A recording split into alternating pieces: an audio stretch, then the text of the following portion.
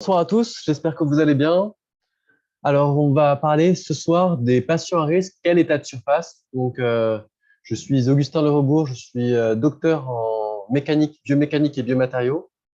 On va voir un peu qui suis-je. Je suis le responsable de recherche et développement au sein de Visy Implant, donc anciennement Victory Implant, puisque la société Victory a fusionné avec la société Easy pour former le groupe Visy. Donc, je suis docteur en mécanique, biomécanique et biomatériaux. J'ai effectué une thèse au laboratoire Robert Val et de biocompatibilité à l'UTC Compiègne sur le développement des techniques de fabrication additive, impression 3D métal pour les implants personnalisés à géométrie complexe. Il s'agissait notamment de créer des implants personnalisés pour la chirurgie réparatrice de la main, où j'ai pu être récompensé avec des prix. Et aussi, j'ai pu effectuer un séjour au MIT, etc.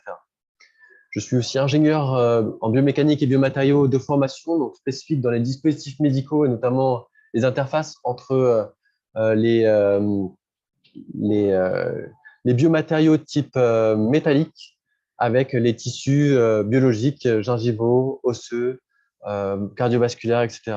Là, j'ai pu effectuer euh, quelques expériences, que ce soit dans le monde endovasculaire ou encore traumatologique, orthopédique et dentaire, notamment à l'ISI médical et à Victoria.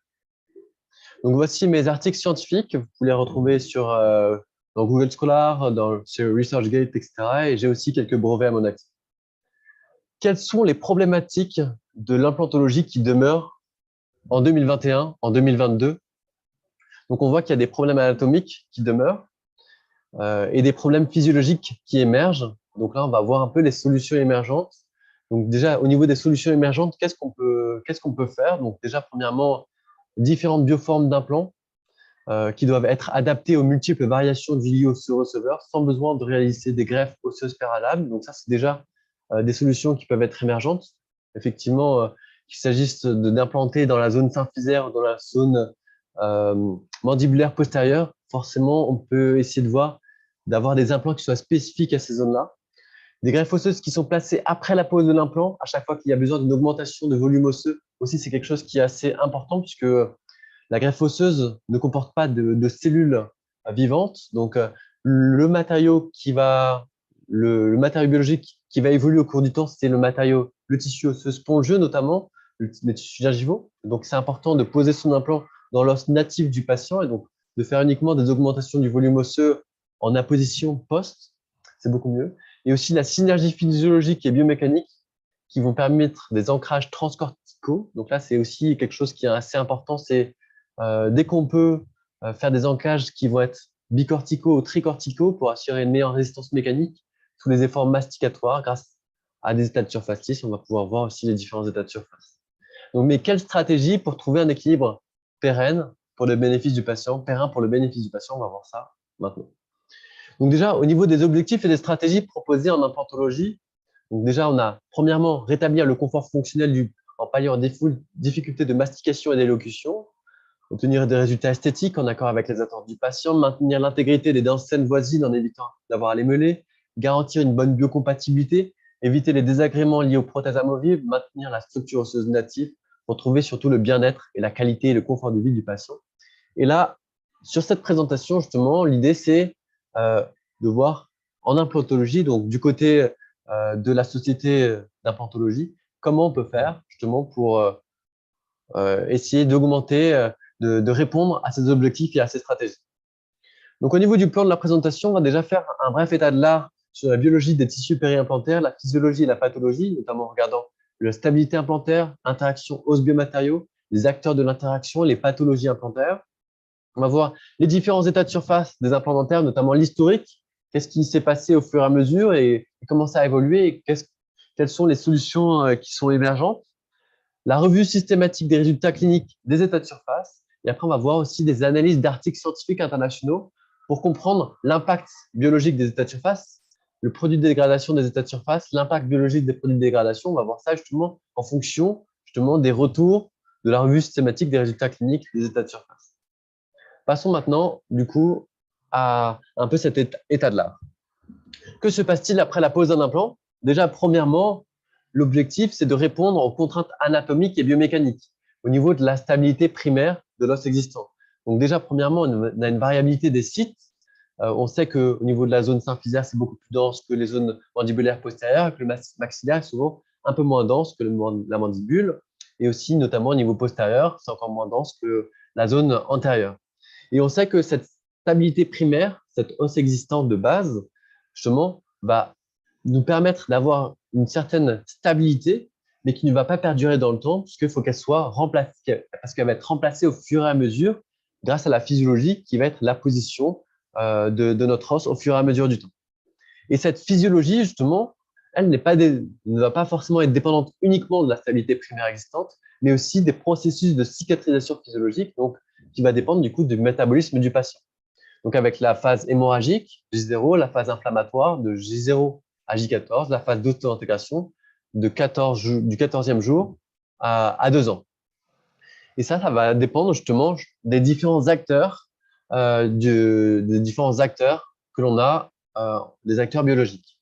Donc ça va être la stabilité secondaire liée à l'os néoformé qui va permettre justement cette résistance mécanique à long terme, l'ostéo-intégration. L'élément clé du succès en implantologie, c'est la stabilité. On sait très bien que déjà, une dent qui n'est pas stable, déjà, c'est quelque chose qui va être inconfortable pour le patient, qui va générer de la douleur. Et en implantologie, ça va être exactement la même chose. On considère qu'on a un succès en implantologie quand notre implant est stable, quand notre prothèse est esthétique, etc. Mais surtout, notre implant est stable. Et ça va être l'élément clé du succès en implantologie quand on a une stabilité primaire qui est bonne, qui est forte, qui est pérenne, une stabilité secondaire qui est bonne, qui est forte, qui est pérenne. La stabilité implantaire, de fait, c'est l'adéquation entre la stabilité primaire de base de notre os existant initial à l'instant T de l'implantation et la stabilité secondaire qui va dépendre de la formation des cristaux d'hydroxyapatite par l'activité métabolique des cellules osseuses au site de l'implant. Donc, de fait, on aura un creux entre 4 et 6 semaines. Tandis que la stabilité primaire, donc, ça va être la stabilité mécanique que l'on va mettre au contre-angle, qu'on va pouvoir mesurer avec la torque d'insertion, qui est la résistance initiale au micro-mouvement à l'instant T0. Là, que l'on va bien maîtriser, que l'on peut maîtriser quand on va poser notre implant, qui va dépendre de notre densité osseuse. Mais la stabilité secondaire va dépendre justement d'autres facteurs, notamment de l'activité métabolique de notre patient. Comment obtenir une stabilité primaire absolue et pérenne? Donc là, il y a plusieurs techniques qui sont possibles. Le sous-forage, la prise en compte de la qualité osseuse, le blocage primaire, l'évaluation subjective par les couples d'insertion, la fréquence de résonance l'ostel, ça va être primordial pour la stabilité secondaire. Parce que, à l'image d'une fracture que l'on va se faire au niveau du fémur, par exemple, là, pour que l'on ait la formation du cal osseux, que l'on ait une formation d'une cicatrisation, il faut maintenir la plaie, il faut qu'elle soit stable, parce que sinon, si elle n'est pas stable, là, on n'aura jamais l'obtention d'une ostéo-intégration. Donc là, ça va être primordial, c'est d'avoir une stabilité primaire forte pour une stabilité secondaire qui va être pérenne. Donc là, pour en savoir plus, il y a un webinaire qui est spécifique à ce sujet, c'est comment optimiser la stabilité primaire. Que reflète la densité osseuse? Donc, on connaît les classifications de Mitz de Lecoq-Mansard, D1, D2, D3 et D4, qui radiographiquement nous parlent, puisque ça va dépendre de la radio-opacité. Donc, on voit très bien, le D1, c'est ultra radio-opaque. En termes de unité à Hounsfield, c'est au-delà de 1250 unités à Hounsfield. Et plus on passe au D4, moins ça va être radio-opaque, plus ça va être radio-translucide. Et donc là, le D4, on va voir, ça va être très radio-translucide. On va pouvoir voir à l'intérieur. Là, c'est inférieur à 400 unités à Hounsfield. En termes de sensation de tactile de dureté, le D1, ça va être très dur à rentrer, tandis que le D4, très mou, pas ou peu de résistance sentie. Et on sait que ces différentes densités varient en fonction de la localisation anatomique de notre système mandibulo-maxillaire. On sait qu'on a 3/4 de D2 au niveau de la zone symphysaire, tandis que plus on va passer au niveau des zones postérieures, mandibulaires postérieures, là, on va être environ à moitié D2, D3. Tandis qu'au niveau du maxillaire, là, on va être à 2/3 en D3 et 1/3 D2. Et après, carrément, au niveau de la zone maxillaire postérieure, on va être quasi à l'équivalence entre D3 et D4. Ces différentes densités osseuses, ça ne reflète pas uniquement les contraintes maximales que peuvent supporter l'os, c'est déjà un point qui est fondamental, la clé, puisque le D1 peut supporter 2 fois plus de contraintes que le D2, le D2 2 fois plus de contraintes que le D3, le D3 2 fois plus de contraintes que le D4. Donc déjà, en termes de stabilité, le D1 va être beaucoup plus stable que le D4. Mais ce n'est pas forcément l'idéal en termes de la cellularisation du métabolisme, puisqu'il y a une taille d'alvéole, un développement cellulaire intra-alvéolaire qui va être optimal pour le D2 et le D3, puisque le D1, il n'y a pas assez d'espace, on a des toutes petites alvéoles, on n'a pas du tout de vascularisation, donc du coup, le métabolisme est très peu présent. Donc ça va être vraiment un os qui ne va peu varier dans le temps. Tandis que le D4, lui, les tailles d'alvéoles sont bien trop grosses et on n'a pas du tout de point d'ancrage pour les cellules, les ostéoblastes, les ostéocytes, etc. On n'a pas un bon réseau d'ostéocytes et donc du coup, là, en termes de métabolisme aussi, on va être avec un métabolisme vraiment pas du tout activé. Le métabolisme cellulaire optimal, c'est le D2, D3, là où on aura le plus d'optimisation, on va dire, d'ostéo-intégration possible avec ces deux types de densité. Donc, que reflète la densité osseuse? Donc, D1, beaucoup plus de résistance mécanique que le D4. La vascularisation, ça va être optimal pour le D2 et le D3, et on sait que la vascularisation, ça va être un élément clé pour notre ostéo-intégration, puisque ça va apporter l'oxygène, les nutriments qui vont être nécessaires pour le métabolisme cellulaire, qu'on peut voir tout en bas, qui va être optimal pour le D2, D3. Quels sont les temps physiologiques? Donc, 45 jours, formation du callus précoce, des choses qui sont connues dans la littérature. Ostéo-intégration périimplantaire primaire au bout de 6 mois. Os périimplantaire fonctionnel au bout de 2 années. Et on a un os en constant remaniement, notamment avec les formations de notre os lamellaire autour des ostéons, qui va prendre justement un certain nombre de temps en fonction des contraintes qui lui sont appliquées en fonction de la loi de Waals. Quels sont les facteurs de l'ostéo-intégration? Donc effectivement, il y a des facteurs qui sont liés à l'implant, comme l'état de surface, la forme, la castillage prothétique, les dimensions, mais pas que. On a aussi les facteurs liés au patient, son âge, parce que plus le patient va être âgé, plus moins il aura un métabolisme actif, les pathologies, les addictions, le tabac, l'alcool, etc., le bruxisme, plus il va faire du bruxisme, moins il y aura d'ostéo-intégration, mais si c'est un bruxisme qui a été traité, donc là, il y aura une bonne ostéo-intégration. Facteurs liés à l'intervention, le plateau technique, la complexité, l'entraînement expérience de l'équipe chirurgico-prothétique et aussi les facteurs liés au site implanté, forcément la qualité, la quantité d'os disponible, la cicatrisation, le territoire anatomique critique et l'occlusion. Au niveau de l'interaction os-biomatériaux, donc quand on rentre un peu dans les détails de cette interaction, notamment au niveau des temps physiologiques, donc dès le jour 0, donc on va créer avec notre protocole d'implantation, notre protocole de forage, une réponse inflammatoire aiguë. On a beau avoir utilisé les bons couples de serrage, les bons tours par minute au niveau de nos protocoles, mais forcément, on va faire un trou dans notre tissu osseux, on va générer un traumatisme aussi au niveau de notre tissu gingival, donc forcément, il y aura une réponse inflammatoire aiguë qui est tout à fait normale. À ce temps T0, premièrement, on aura des lipides et des protéines qui vont arriver à la surface de notre implant. On aura déjà, premièrement, un réseau de matrices de fibrine qui va commencer à s'accrocher justement à cette surface implantaire, notamment grâce aux lipides et aux protéines. Et forcément, on aura nos érythrocytes qui vont arriver sur le site et nos plaquettes qui vont être primordiales puisqu'ils vont contenir un certain nombre de facteurs de croissance qui vont être fondamentaux justement pour booster l'activité métabolique de nos cellules mésenchymateuses qui vont arriver sur site, qui vont alors se différencier en ostéoblastes, nos ostéoblastes qui vont se différencier en ostéoblastes actifs, etc. Et aussi pour l'arrivée de tout le système immunitaire primaire qui va arriver entre le jour 0 et le jour 5, où là on aura nos neutrophiles, nos macrophages qui vont analyser et qui vont un peu résorber, déminéraliser notre site pour justement enlever tous les débris avec l'aide des ostéoclastes. Et là, on aura le début des ostéoblastes qui vont commencer à former un début de matrice osseuse, mais qui n'est pas du tout minéralisée, sur cette matrice de fibrine. Et on aura aussi la formation des caillots osseux, des caillots sanguins, pardon, qui vont aussi se former. Donc là, on va avoir une phase de cicatrisation, une angiogenèse avec le début des vaisseaux sanguins qui vont se former aussi autour de ces matrices de fibrine.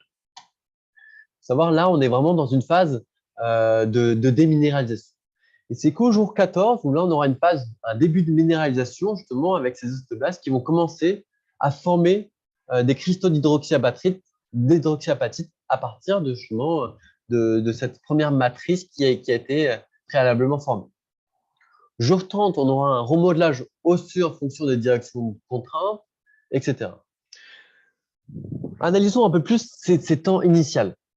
Formation du caillot osseux et de la matrice de fibre. Donc là, on aura vraiment un rôle très important du micro-environnement autour de l'implant, le rôle des récepteurs des cellules pour s'accrocher à la matrice extracellulaire et à l'implant qui va entraîner une interconnexion des cellules, la matrice extracellulaire et des cellules implants pour transmettre les contraintes et qui va justement aussi transmettre l'ensemble de ces débris. Donc là, on aura vraiment le début d'un réseau neuronal, pas neuronal, mais d'un réseau intercellulaire qui va être primordial pour dire justement qui fait quoi. Est-ce qu'on a besoin de faire une inflammation chronique? Est-ce qu'on va commencer la phase de cicatrisation, etc. Et l'idée, c'est d'être le moins traumatique possible, justement, pour ne pas passer en phase d'inflammation chronique. Donc, il va être primordial de bien maîtriser le micro-environnement de l'os et la régénération du tissu osseux en étant le moins traumatique lors de la pose de l'implant dans l'acte chirurgical, tout en ayant une stabilité primaire. C'est pour ça que souvent on préconise justement de ne pas échauffer l'os, par exemple, quand on va faire nos protocoles de pose, parce qu'au-delà de 47 degrés, là, c'est complètement au bout. 47 degrés pendant 2 minutes, là, c'est complètement la nécrose de notre implant. Donc, qui dit nécrose induit forcément des signaux d'inflammation chronique. Et donc, ça va forcément retarder notre phase cicatricielle. Au niveau des acteurs de l'interaction, forcément, donc, on aura notre système immunitaire primaire, donc, avec premièrement nos monocytes, qui ont deux avenirs. Soit un avenir macrophage polarisation M1 ou polarisation M2. La polarisation M1, c'est ce qu'on aura entre 0 et 3 jours, donc la réponse inflammatoire qui va entraîner un certain nombre de cascades enzymatiques, donc TNF-alpha, IL-1-alpha, IL-1 bêta, IL-6, etc. etc. Et donc ça, tout ça va entraîner justement une hyper-ostéoclagénèse qui va entraîner une déminéralisation de notre site au détriment justement d'une formation osseuse. On va passer tout doucement à une polarisation M2. Donc là, on aura vraiment une balance où on aura beaucoup plus de macrophages M2 qui va commencer à arriver entre 5 à 14 jours si vraiment tout se passe bien. Donc là, ça va être vraiment d'autres cascades enzymatiques comme TNF-alpha, IL-10, ICCL1, etc. Et donc ça va être vraiment la gestion du timing de la réponse inflammatoire qui va être fondamentale dans votre stratégie chirurgicale puisque on n'aura pas le choix de passer à cette réponse inflammatoire. Et l'idée, c'est de passer le plus rapidement à cette phase de cicatrisation. Comment on peut faire pour passer à cette phase de cicatrisation le plus rapidement possible? Justement, en essayant de diminuer l'ensemble des facteurs qui induisent une inflammation. Donc, par exemple, en ayant une bonne maîtrise de l'asepsie, en diminuant les particules qui peuvent être générées par nos implants, en diminuant le risque, en ayant une bonne étanchéité, par exemple, etc. Les cellules impliquées dans l'interaction os-implant, de fait, on a les cellules mésenchymateuses et ostéoblastes, donc qui sont un des avenirs des cellules mésenchymateuses. Ces cellules mésenchymateuses qui se trouvent où notamment? Donc, ils vont se trouver à la fois dans le tissu osseux, mais aussi, surtout, dans le périoste et dans l'endoste, qui peuvent se situer aussi dans d'autres secteurs qui vont être justement qui vont être dirigés vers ce site à cicatriser.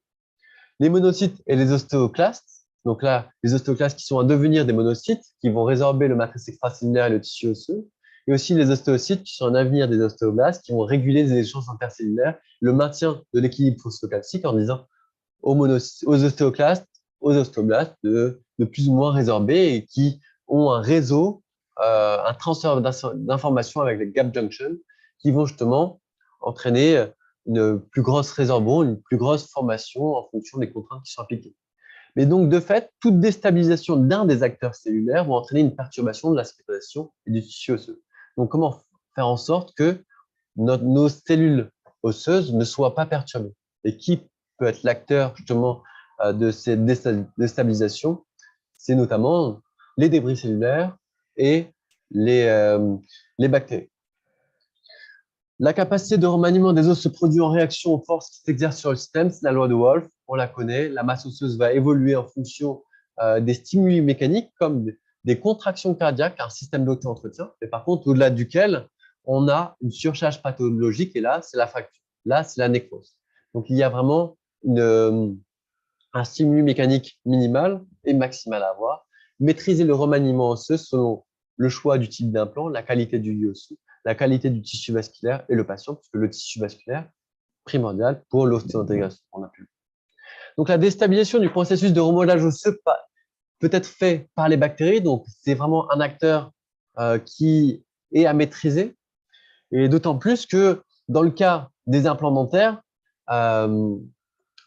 comparativement aux dispositifs médicaux implantables type orthopédique, là justement, on est dans une zone euh, euh, qui est stérile, non stérile. Et de fait, on a un avantage pour les bactéries dans notre cas, dans le cas des implants dentaires, puisque justement, on n'est pas forcément dans un bloc opératoire et forcément, on a potentiellement dans notre cabinet des bactéries dans le système buccal et donc on peut en ramener sur notre site implantaire. Donc là, forcément, on a une course à la surface entre les bactéries et les cellules osseuses au niveau de notre implant. Et forcément, ça, c'est des choses qui vont retarder notre phase cicatricielle, puisqu'il va falloir nettoyer. Et qui va nettoyer? C'est nos macrophages, c'est nos ostéoclastes, etc. Donc, attachement des bactéries, bactéries multicouches, formation d'un biofilm, début d'un nouveau cycle, ça, c'est vraiment le cycle des bactéries. Également, ces bactéries peuvent être internalisées par les ostéoblastes. On peut penser que c'est une bonne chose, mais non, puisque en étant internalisées par les ostéoblastes, ça va entraîner une nécrose, une apoptose de l'ostéoblaste. Et donc, ça va entraîner une hyperostéoclagénèse qui va forcément entraîner une résorption osseuse. Par ailleurs, ces bactéries multicouches vont entraîner du coup un biofilm, et ce biofilm est souvent très acide et va entraîner une dégradation chimique autocatalytique et entraîner une dégradation du titane qui va être cytotoxique. Et donc, on aura une synergie de l'action cytotoxique par les produits de dégradation, à la fois du coup par l'hyperostéoclagénèse induite par l'internalisation de bactéries par les ostéoblastes et aussi la synergie de l'action cytotoxique par les produits de dégradation. Donc, on a deux actions néfastes par les bactéries. Donc, il va être fondamental d'avoir une bonne maîtrise de l'asepsie lors de la pose et lors du fonctionnement de l'implant. Pourquoi lors du fonctionnement de l'implant?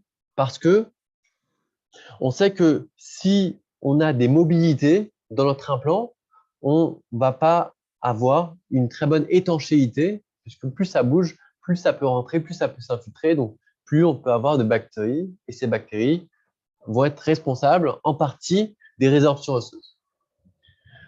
Au niveau des pathologies implantaires, la plus connue, c'est la périimplantite. Donc, c'est une phase de cicatrisation instable, défaut d'intégration ou intolérance aux biomatériaux. Et la périimplantite, c'est quoi? Inflammation chronique impactant les tissus biologiques mous et doux, durs, autour des implants dentaires, qui est un peu différent des mucosites périimplantaires, qui est uniquement une inflammation chronique, uniquement au niveau des tissus mous autour de l'implant. Mais il n'y a pas de perte osseuse. Donc là, pour en savoir plus, il y a un très bon livre qui a été écrit par Amandine Parra, Périimplantite, approche thérapeutique. Je vous invite à le lire, il est extrêmement intéressant. Conséquence de la perte osseuse de l'équilibre supérimplantaire sur le devenir de l'os. Donc là, cas de périimplantite, on voit vraiment cette nécrose, cette résorption du tissu osseux tout autour. Et on connaît les bactéries connues autour des périimplantites. Ils ont déjà été analysés dans la littérature. On connaît T. forticia, T. sankransky, P. nigrensens, P. gingivalis, et on va les revoir par la suite. Donc là, on voit vraiment notre tissu qui n'est pas du tout ostéo-intégré tout autour. On a une nécrose tout autour. Passons maintenant aux états de surface des implants dentaires. Donc, quels sont les principaux états de surface des implants dentaires? Donc, on a la surface usinée qui a été mis en point par Bradmark, le père fondateur de l'implantologie, avec notamment ces implants qui sont maintenant vendus sous le nom de Nobel. Bon, après, on a eu en 1980 les surfaces sablées. Et là, c'était notamment avec des particules d'alumine, puis après avec des particules de dioxyde de titane. Après, on a eu les surfaces sablées mordancées, où là, on a eu une double texturation de surface, notamment pour éviter les problèmes liés aux contaminations justement des particules de sablage. Les surfaces revêtues d'hydroxyapatite dans les années 90 avec les surfaces revêtues de titane par spray, TPS.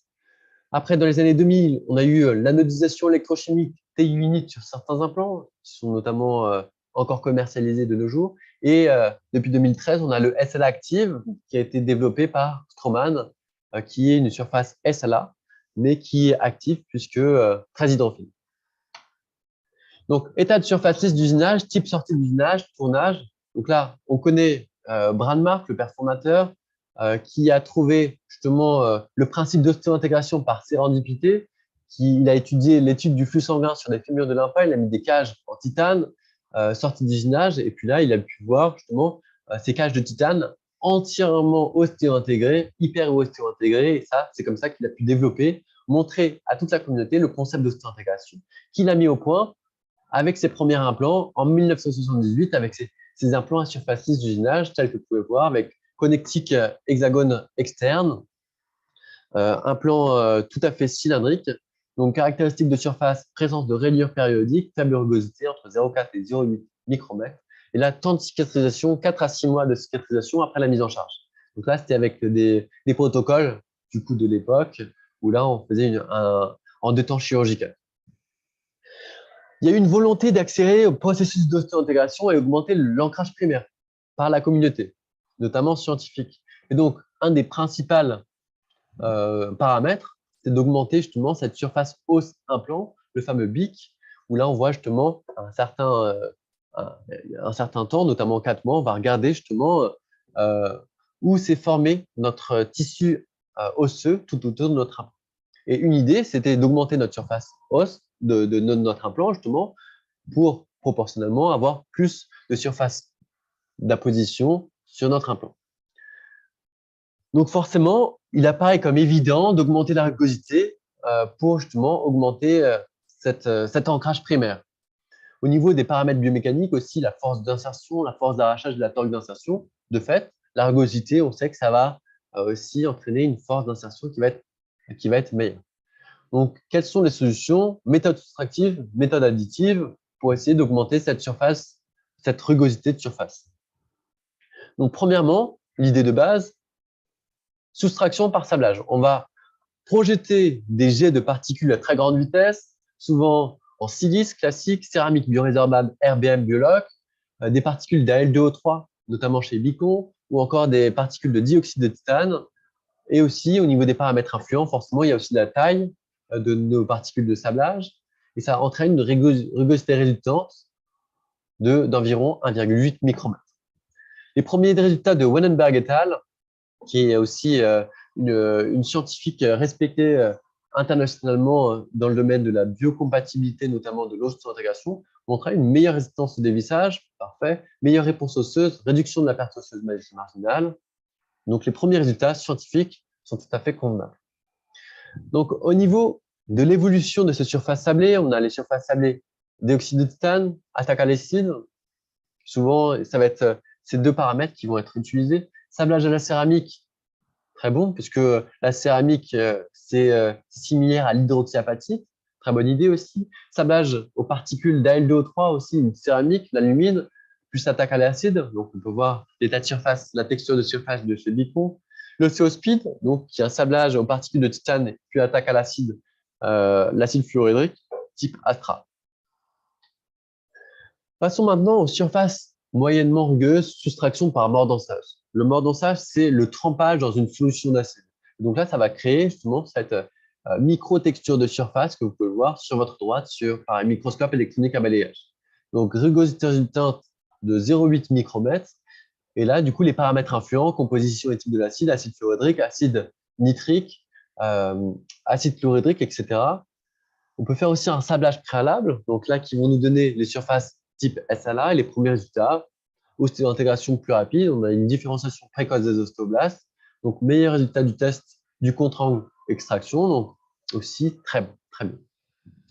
État de surface très rugueuse, addition par revêtement TPS. Donc là, c'est une projection par plasma, donc on va créer un champ plasma dans notre machine, et là, on va justement projeter du titane en surface, du titane pur, qui mais plus biocompatible. Et donc, ça donne une rugosité résultante de 3,1, donc ça va être très rugueux. Donc là, les paramètres influents, c'est l'arc, la vitesse de projection, la température.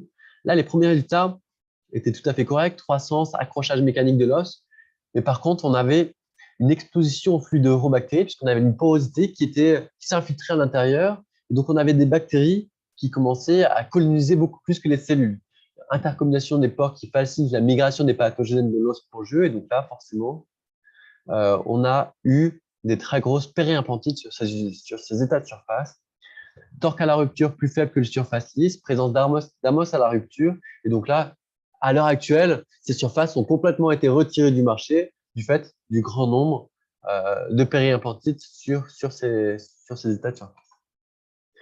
État de surface très rugueuse aussi, revêtement hydroxyapatite, donc aussi très bonne idée sur le papier. Hydroxyapatite qui est justement créée par les cellules osseuses, donc aussi une projection par plasma, rugosité résultante 3,1, donc très rugueux.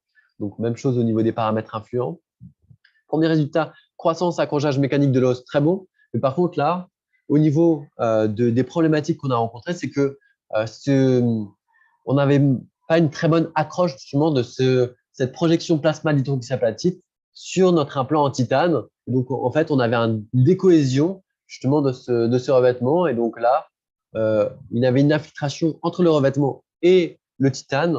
Et donc là, ça induit aussi des périimplantites, des bactéries qui commençaient à s'infiltrer. Là, les échecs fréquents ont carrément entraîné la suspension de la mise sur le marché de l'implant en question, qui était le Stérios, en 2001, par l'Agence française de sécurité sanitaire, donc l'ANSM. 2000, on a le type anodisation électrochimique, qui est donc une combinaison entre un trempage et un courant de haute densité qui va nous permettre d'augmenter l'épaisseur de la couche d'oxyde de titane et qui va entraîner justement des petits pores à l'intérieur qui donnent une rugosité résultante de 1,1 micromètre. Donc là, même chose, on peut jouer sur le courant, sur le temps de trempage, sur la composition et le type d'acide. Là, les premiers résultats donnent aucun problème a priori. Et le dernier, état de surface, qui existe à l'heure actuelle, le plus connu, le SL-Active, qui a pour objectif d'améliorer la bioréactivité des cellules osseuses sur la base du procédé SLA, donc sablage plus mordançage, mais avec un trempage dans une solution hydrophile qui va justement complètement augmenter l'hydrophilie, ce qui est très bien, puisque comme ça, le sang va pouvoir bien s'accrocher sur notre surface, et on sait que le sang va être primordial pour booster notre activité métabolique des cellules osseuses, donc très bon stabilité primaire équivalente au SLA, faible temps de cicatrisation, donc aussi un très bon état de surface. Mais on peut classer vraiment ces états de surface en fonction de la rugosité. Donc la rugosité qui peut être mesurée soit en SA ou en RA. Le RA, c'est mesure en 2 dimensions, le SA, c'est en 3 dimensions, mais c'est tout à fait équivalent. Donc on peut classer les surfaces très lisses, inférieures à 0,5 micromètres, polymiroirs, les surfaces lisses entre 0,5 et 1 micromètre, usinées, les surfaces moyennement rugueuses entre 1,1 et 2 micromètres, sablé mordancé, anodisé électrochimiquement, et les surfaces très rugueuses, donc supérieures à 2 micromètres, revêtues d'hydroxyapatite, revêtues de titane. Au niveau des paramètres d'investigation, on a quand même quelques mais. Donc on voit que les paramètres physiologiques surface aux implants sont des choses importantes, mais ça ne prend pas en compte des investigations primordiales qui prennent en compte à la fois la statique et la dynamique, qui prennent en compte les phases de cicatrisation, les réponses bactériennes, etc. Donc là, on est vraiment dans des cas optimaux. Mais qu'en est-il dans des cas qui ne vont pas être optimaux, où là, on a des réponses bactériennes, on est en dynamique, on a des forces occlusales, on peut être en surocclusion, par exemple. Qu'est-ce qui se passe? Même chose au niveau des paramètres biomécaniques, investigation ne favorisant pas systématiquement l'état rugueux. Là, dans ces paramètres biomécaniques, forcément, ça va favoriser l'état rugueux. Mais on ne prend pas en compte les tests de fatigue, la tribologie, la génération des particules d'usure, etc. Quel est le degré de fixation à l'échelle microscopique? Donc là, ces investigations de base omettent des investigations qui sont primordiales. Que donnent ces états de surface en clinique? Pour avoir le plus haut degré de preuve, on ne va pas passer par des études de cas, on ne va pas passer par des articles scientifiques simples, on va passer par des études cliniques comparatives randomisées qui vont justement analyser le plus d'articles scientifiques, qui vont analyser le plus grand nombre d'études et qui montrent le taux de succès. Et là, on va étudier justement, on va regarder le plus grand spectre et ça donne le plus haut degré de niveau de preuve. Donc là, on va regarder cette revue systématique, Peri-Implantitis Implant Body of Test, une revue systématique qui a été réalisée par l'équipe de Fabienne Giordana à Nantes et qui justement évalue le taux de périimplantite en fonction des états de surface et de la rugosité. Que nous donnent ces résultats? On voit que avec l'état usiné, on a 0,57% de périimplantite. L'état sablé, on a 2,38% de périimplantite. L'état anodisé, oxydé, anodisé, on a 4,14% de périimplantite. SLA, on a 3,41% de périimplantite. Et TPS, on a 12,86% de périimplantite. Donc ça, déjà, ça nous donne un peu une indication sur quand on a des patients qui sont à risque pour les périimplantites, donc qui sont à risque pour l'inflammation, quel état de surface on peut prendre. Quand on regarde en fonction de la rugosité, donc là, les résultats sont assez clairs. On regarde l'état minimalement rugueux, moyennement rugueux et très rugueux. Là, on voit vraiment que le taux de périimplantite est vraiment très corrélé à la rugosité. Donc, entre 0 et 5 ans, on a 0,11% en minimalement rugueux. Et là, plus on passe à la rugosité, on a 3% de pourcentage de périimplantite et très rugueux, 12%. Ça va évoluer en fonction justement de la période, le fameux follow-up. Donc, à 11 à 20 ans, là, on a 2% de périimplantite pour le lisse. Et plus on passe au rugueux, plus on aura justement un taux de périimplantite. Mais on voit justement que si on a des périimplantites, ça va apparaître vraiment entre 0 et 5 ans normalement. Une exception, non, cette revue systématique n'est pas la seule. Il y en a plein d'autres. On a l'étude qui s'appelle justement Intervention for Replacing Missing Teeth, Different Type of Dental Implants, qui a été fait au Royaume-Uni et en Australie par la Cochrane Database of Systematic Review. Et là, sur plus de 81 études cliniques comparatives randomisées, on compare le lisse avec le rugueux, on a 20% de risque de périimplantite en moins avec le lisse comparativement au rugueux 3 ans après la mise en charge. Même chose avec une revue systématique qui nous vient de Belgique, Long Term Effect of Surface Roughness and Patient Factor of Crystal Bone Loss at Dental Implants. On voit que les implants lisses contre les implants rugueux et très rugueux, on a moins de pertes osseuses autour des implants lisses. Par exemple, on regarde le pourcentage d'implants avec une perte osseuse en dessous de 2 mm, on a 45% des implants à surface TPS, donc très rugueux, et contre 7% des implants à surface lisse d'usinage. Donc vraiment, on voit vraiment ce gap.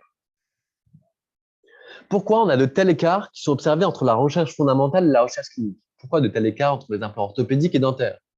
Quelle est l'origine de cette prévalence des périimplantites pour les implants dentaires à surface rugueuse? On va essayer de répondre. On a quelques éléments de réponse. La biomécanique différente, micro-environnement différent, localisation et contraintes des tissus osseux différents. On va essayer de répondre avec les articles scientifiques. On va voir justement en analysant l'impact biologique des états de surface, etc. Passons à l'ostéogenèse. Quelle est l'influence de l'état de surface sur les ostéoblastes? Donc ça, c'est un article qui nous vient d'Italie, qui analysait en fonction de différents états de surface comment réagissaient nos cultures d'ostéoblastes humains de mâchoire qui ont été prélevées chez un volontaire de 24 ans sur 10 en titane en statique à 24 heures et 96 heures. Donc déjà, premièrement, on a une surface SLA moyennement rugueux, une surface SLA très rugueux, une surface lisse d'usinage, donc RA 1,5 micromètres, RA 1,98 micromètres, donc très rugueux, et RA 0,5 micromètres, donc lisse d'usinage. Et on voit justement que nos ostéoblastes vont beaucoup plus s'étendre sur une surface lisse d'usinage, tandis que les surfaces très rugueuses, donc ça va beaucoup moins s'étendre, vont être beaucoup plus petites. On va avoir une colonisation cellulaire beaucoup plus rapide sur des surfaces lisses que sur des surfaces rugueuses. Donc là, on voit justement sur notre graphique à droite notre nombre de cellules par centimètre carré. Donc là, on voit qu'on a une plus grosse densité cellulaire sur le lisse. Donc, les cellules osseuses s'étalent davantage sur les surfaces lisses pour une prolifération optimale. Les surfaces rugueuses entraînent une différenciation précoce des surfaces par un stress mécanique qui est induit justement par cet état de surface. Quelle est l'influence de l'état de surface sur les bactéries? Ça, c'est un article qui nous vient aussi d'Italie et qui a étudié justement cette colonisation bactérienne in vivo. Notamment, ils ont prélevé justement des bactéries du système des bactéries buccales, notamment chez un patient, et ils ont imposé justement sur des surfaces à différentes rugosités, donc très lisses, surface lisse et surface moyennement rugueux. Et plus on passe sur du rugueux, plus les bactéries justement prolifèrent et on a beaucoup plus une colonisation qui est encore aussi beaucoup plus large, avec des bacilles courts, des bacilles longs et des cocci, avec sur les surfaces moyennement rugueux. Tandis que surface très lisse, on n'a que du cocci et on n'a quasi pas, comme on peut le voir. Donc, les bactéries s'adhèrent et prolifèrent particulièrement bien sur les surfaces rugueuses et les surfaces lisses sont antibactériennes. Et c'est pourquoi d'ailleurs, on voit que la majorité des implants dentaires possèdent un col gingival entièrement lisse parce que ça va être antibactérien et ça va être aussi une très bonne accroche avec les tissus épithéliales, mais c'est aussi parce que c'est antibactérien. Maturation de la plaque supragingivale dépendant de la rugosité de surface et le colonisation localisée sur les surfaces non polies. Donc même sur les lisses, si on a une zone qui est mal polie, là on aura une colonisation au niveau de cette zone. Donc les bactéries ont besoin d'une accroche. Quelle est l'influence de l'état de surface après infection bactérienne sur les ostéoblastes? On a vu que les ostéoblastes pouvaient intégrer les bactéries, entraînant une nécrose. Là, c'est exactement ce que l'on a. Pédingivalis, bactéries du microbiome buccal, notamment des périimplantites. Et on voit justement, dans cet article, ils ont mis des bactéries sur nos surfaces, soit SLA ou titane lisse d'usinage. Donc là, on voit qu'ils ont mis les bactéries, etc. Et on voit justement que l'effet des bactéries, justement, sur notre deuxième graphique en bas à droite, va entraîner une plus grande. Dès qu'il y a des petites bactéries, ça va diminuer quasi par 2, justement, notre nombre de cellules, notre nombre d'ostéoblastes, à cause de la nécrose. Donc, la contamination bactérienne va fragiliser les ostéoblastes de façon amplifiée sur les surfaces rugueuses. Les surfaces rugueuses vont entraîner une plus forte adhésion, justement, des bactéries. Quelle est l'influence de l'état de surface sur les macrophages? Donc là, ils ont fait des tests, ils ont regardé le système immunitaire primaire, notamment les facteurs d'irritation et pro-inflammatoires, sur des surfaces polymécaniquement, des surfaces grossièrement sablées, des surfaces trempées dans l'acide, des surfaces sablées trempées dans l'acide, bon, SLA, et un contrôle positif. Donc là, on voit que dans nos graphes à droite, donc le LPS moins LPS plus, on peut voir ces deux éléments. Le LPS, c'est une induction de l'inflammation, mais c'est une petite induction. Et donc là, si on n'induit pas d'inflammation de base, toutes nos surfaces ont exactement le même nombre de facteurs d'irritation pro-inflammatoires. Donc, parfait. En fait, si tout se passe bien, on peut choisir n'importe quel état de surface en termes pro-inflammatoires, en termes de facteurs d'irritation, on n'aura pas de problème. Mais donc, on a une petite inflammation qui est induite, notamment par exemple avec nos protocoles de fourrage ou avec nos bactéries. Là, par contre, on va voir un très gros gap entre nos différents états de surface. Donc là, par exemple, quand on regarde le IL1 bêta, donc on voit que le SLA va induire beaucoup plus de facteurs d'irritation pro-inflammatoire que les autres implants. Le deuxième implant, c'est le PO, donc le surface polymécaniquement, qui va induire, et ainsi de suite. On voit que plus ça va être rugueux, plus, dès qu'on a une induction d'inflammation, plus ça va réagir. Donc, contrôler l'état inflammatoire post-implantation va être variable en fonction de l'état de surface de l'implant. En termes maintenant d'éléments d'usure, on va regarder la tribologie. Est-ce que l'état de surface reste intègre après l'implantation? Ça, c'est une question qui se sont posées une étude qui nous vient qui nous vient du Brésil. Donc là, ils ont posé des implants, ils ont regardé l'état de surface après l'implantation avec différents états de surface. Et ils ont vu que les surfaces très rugueuses, justement, dès l'implantation, on avait justement une dégénération de cet état de surface dès l'implantation. Et que ça induisait un certain nombre de particules qui pouvaient être observables, justement, sur le lit osseux, que ce soit notamment au niveau cortical, au niveau crestal, mais aussi au niveau de notre corps et aussi au niveau de l'apex. On peut voir justement les zones grises qui nous montrent justement ces particules de titane. Mais quel est le devenir de ces particules de titane? Donc déjà, c'est à se demander pourquoi mettre un état de surface rugueux s'il est détruit dès l'implantation.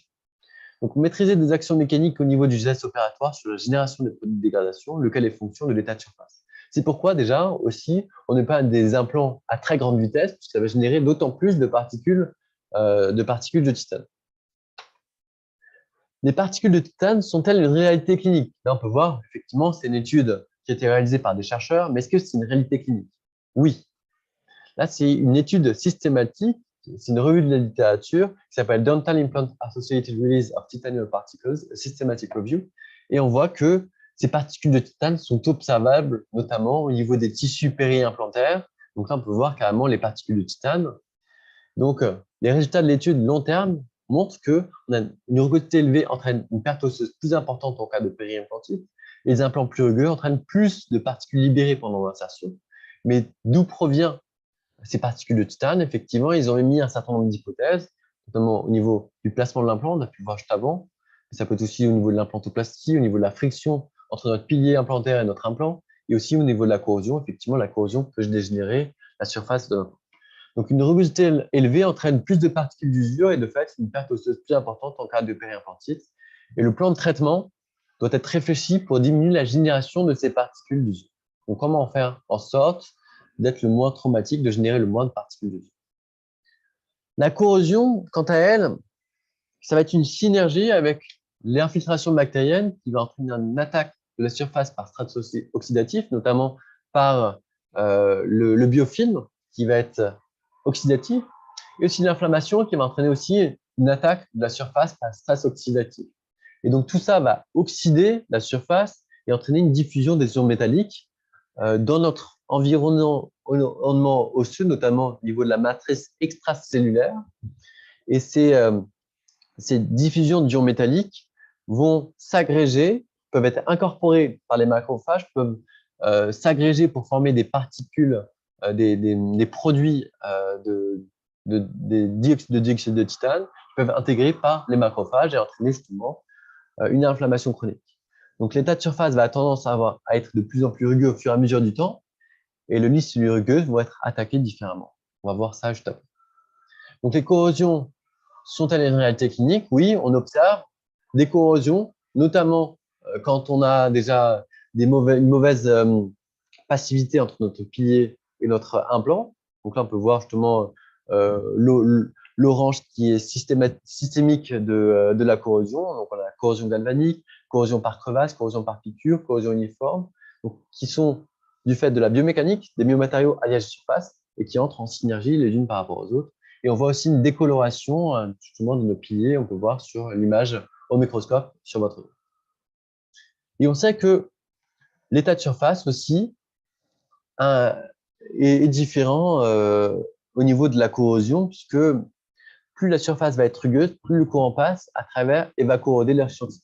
Donc là, c'est un article qui nous vient d'Inde, des États-Unis et d'Italie, et qui ont fait passer des courants justement à travers différents échantillons qui sont plus ou moins rugueux, donc la rugosité qui mesure en RA. Et donc, plus notre implant est rugueux, plus on a un ampérage qui va être élevé, puisque plus le courant va pouvoir passer. Donc, la génération des produits de corrosion va dépendre de la rugosité et il convient de maîtriser les produits de corrosion. Et quelle est l'influence des produits de dégradation sur les bactéries? Donc là, on sait que les ions titane augmentent significativement le niveau total de biofilm et les particules de titane jouent un rôle d'adhésion et de congrégation des bactéries. Puisqu'on a une petite particule, mais les bactéries vont s'agréger tout autour.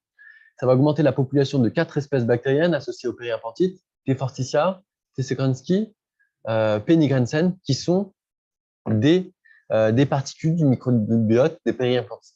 Donc ça, c'est un article que vous pouvez trouver, Titanium Particles and Ions, Favor Dysbiosis in Oral Biofilms. Ça, vous pouvez trouver. Donc ça, c'est des images thèmes. On voit les clusters de particules de titane précipitées dans la matrice extracellulaire. Donc les particules d'usure sont des sites préférentiels d'adhésion des bactéries. Les ions titane augmentent le niveau du biofilm. Il convient de maîtriser la dysbiosis microbactérienne. Quelle est l'influence des produits de dégradation sur les macrophages? Donc là, c'est un article qui vient d'Australie et on voit que justement, on a des macrophages activés en M1, donc activés en inflammation, Et on voit que cette activation se fait autour des particules de titane. Les macrophages non activés quand on n'a pas de particules de titane. Donc, les particules de titane qui sont dans 90% des tissus, notamment périimplantaires, facilitent à se déloger du fait des surfaces des implants, augmentation des signaux pro-inflammatoires, effet de taille, de concentration des particules, effectivement. Donc là, effectivement, suivant la taille, ça peut générer plus ou moins aussi d'activation des macrophages.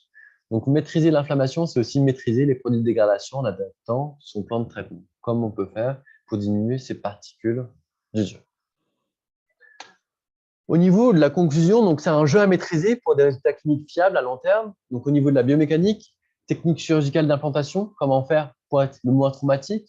Au niveau des contraintes mécaniques musculaires, force occlusale, parafonction, donc comment faire pour distribuer justement nos contraintes occlusales à travers notre implant, à travers nos implants, pour ne pas générer, par exemple, des surcharges occlusales sur certains implants, comment diminuer justement cette génération de particules.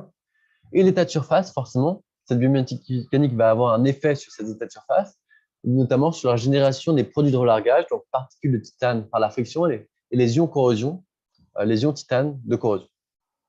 Et ça, cet état de surface va aussi avoir un effet synergique avec la contamination bactérienne, puisque l'état de surface, plus c'est rugueux, plus on aura de la contamination bactérienne, qui va aussi dépendre de notre technique chirurgicale d'implantation, si on a bien maîtrisé l'asepsie, et aussi l'étanchéité épithéliale, donc justement avec notre pilier gingival, etc., notre bonne gestion des tissus.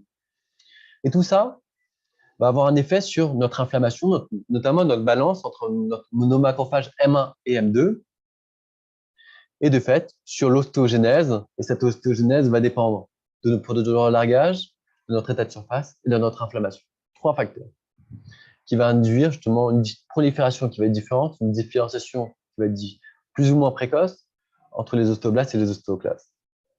On sait que l'état de surface rugueux va induire une différenciation précoce, mais au déficit d'une prolifération. Et par contre, les produits de relargage, eux, vont produire une ostéoclagénèse et l'inflammation aussi, type M1, va induire aussi une ostéoclagénèse. Et donc forcément, c'est cette balance qui va induire soit une ostéointégration qui va être pérenne ou une périimplantite. Et on peut, de fait, observer une périimplantite qui va être sur le tard si notre biomécanique a changé au fur et à mesure du temps. Ce qui peut se passer, par exemple, si notre patient, par exemple, a perdu des dents au niveau du maxillaire supérieur, donc ça va changer nos forces occlusales, ça va entraîner plus de contraintes, plus d'interaction avec notre état de surface de notre implant, ainsi de suite. Donc forcément, ça c'est quelque chose qui va être évolutif en fonction de notre patient. Donc, conclusion, la maîtrise de l'inflammation est primordiale pour l'ostéointégration rapide et pérenne. L'inflammation devient chronique à cause des particules de relargage titane. Les surfaces rugueuses sont les surfaces générant le plus de particules de relargage titane. Les surfaces lisses sont préconisées, notamment chez les patients à risque. L'inflammation devient chronique et aiguë par la synergie de la contamination bactérienne et des particules titane, qui peut induire une périimplantite. Et le plan de traitement doit prendre en compte ces éléments pour le bien du patient, parce que c'est effectivement ce qu'on nous demande. Gérer le bien du patient, c'est vraiment le serment d'Hippocrate. Au niveau des choix de Victory, effectivement, les implants de Victory type plaque 10, de par ces bioformes, vont réagir très rapidement aux interactions, puisque ces implants qui sont pour l'implantologie type basale, donc là où il y a des très fortes résorptions, et donc vont agir vraiment très rapidement. Donc au début, la société était partie sur les surfaces lisses d'usinage, donc à l'image de Bradmark, et s'était lancé dans les années 90, comme la majorité des sociétés en implantologie dentaire, donc dans les surfaces sablées mordancées, type SLA. Par contre, du fait de l'interaction, il y avait une augmentation forte du taux de périimplantite, ce qui a obligé un retour immédiat aux surfaces d'usinage dès 93. Et en 2005, il y a une optimisation par l'augmentation de la surface lisse, avec notamment la Victory Machine Smooth Surface, qui permet d'optimiser justement cet état de surface lisse tout en optimisant l'accroche des ostéoblastes. Et voici un peu l'origine des états de surface lisse au sein de la société Victory. Ils ont également fait des cultures d'ostéoblastes à partir de mâchoires humaines, et on peut voir aussi que sur du lisse, notamment en bas à droite, on avait une très belle apposition. Si notamment on avait une très bonne accroche primaire de base. Donc ça, c'est des résultats qui ont été faits sur des surfaces SLA, des surfaces polymiroirs, des surfaces DLC, des surfaces lisses d'usinage, et on voit des très bons résultats. Donc ça, c'est des articles qui peuvent être trouvés ici sur Google Scholar. Apparition typique d'une périimplantite à 4 ans après la mise en charge, en 2001, surface TPS. Donc la conception n'a pas pris en compte la friction en charge pendant l'insertion. D'ailleurs, ces surfaces sont maintenant plus du tout observées dans les sociétés d'implantologie. Et les débris créés ont créé une irritation locale précurseur des périimplantites. Et notamment en 2019, on a eu un prélèvement sur une zone inflammatoire autour d'un implant retiré. On a voulu savoir l'origine de la périimplantite. Et donc là, ça a été envoyé au laboratoire qui a analysé justement ce tissu. Et voici le résultat qu'on peut trouver sur la droite. Donc là, on voit périimplantite témoignant d'une inflammation chronique, prédominance de plasmocytes associée à des remaniements macrophagiques témoignant d'un relargage métallique, probablement en rapport avec l'implant. Donc là, même chose, même sur ce cas unique, on voit que l'origine est bel et bien l'état de surface de nos implants. Donc, selon le résultat clinique confirmé par la littérature scientifique, Victory a fait le choix de l'état de surface VMSS pour Victory Machine Smooth Surface avec 35 ans de recul clinique. Donc, merci de votre attention et je vous invite à allumer vos micros si vous avez des questions. C'est le moment ou jamais. Et si tout a été clair, j'espère que